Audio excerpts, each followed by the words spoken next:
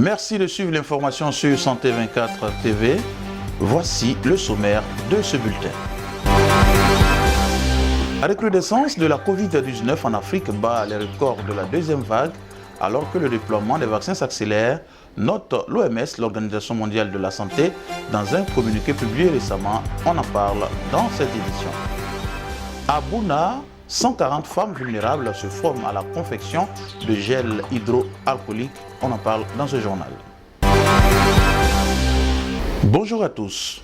La recrudescence de la Covid-19 en Afrique bat les records de la deuxième vague alors que le déploiement des vaccins s'accélère, note l'OMS, l'Organisation mondiale de la santé, dans un communiqué publié récemment. L'Afrique a connu la pire semaine de l'histoire des pandémies sur le continent, marquée notamment le 4 juillet 2021 par le dépassement du pic de la deuxième vague. Cependant, malgré l'augmentation en flèche du nombre de cas de la Covid-19, des signes de progrès sont à noter en ce qui concerne la distribution des vaccins sur le continent. Les cas de Covid-19 ne cessent d'augmenter depuis cette semaine.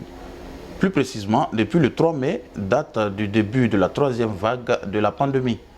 En l'espace d'une semaine, au 4 juillet, plus de 251 000 nouveaux cas de Covid-19 étaient signalés sur le continent, en hausse de 20% par rapport à la semaine précédente, ce qui représente de surcroît un dépassement de 12% par rapport au pic enregistré au mois de janvier dernier. Cette recrudescence de la maladie est désormais une réalité dans 16 pays africains, puisque le Malawi et le Sénégal se sont ajoutés à la liste des pays concernés cette semaine.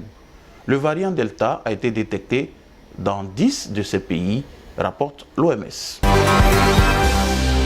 Je vous l'annonçais en titre, à Bouna, 140 femmes vulnérables se forment à la confection de gel hydroalcoolique. 140 adolescentes, jeunes filles et femmes vulnérables ont été formées à la confection de ces gels hydroalcooliques et de savons liquides. Cette formation est une initiative de l'ONG ESET. Elles sont désormais outillées sur les techniques de fabrication, de dosage des produits par une équipe de chimistes ayant effectué le déplacement sur Bouna et instruites sur les stratégies de commercialisation de ces produits. Selon l'ONG, ces femmes auront la possibilité d'être autonomes à travers la fabrication et la commercialisation de gel hydroalcoolique afin de lutter efficacement contre la Covid-19 dans leur environnement. Et on termine avec cette information. En Tunisie, le pays d'à peine 12 millions d'habitants enregistre plus de 100 morts par jour, soit le taux de mortalité le plus élevé sur le continent africain et dans le monde arabe, selon Dr Yves Souterrain, représentant de l'OMS sur place. C'est la fin de ce bulletin d'information. Merci de l'avoir suivi. L'information continue sur santé24.net.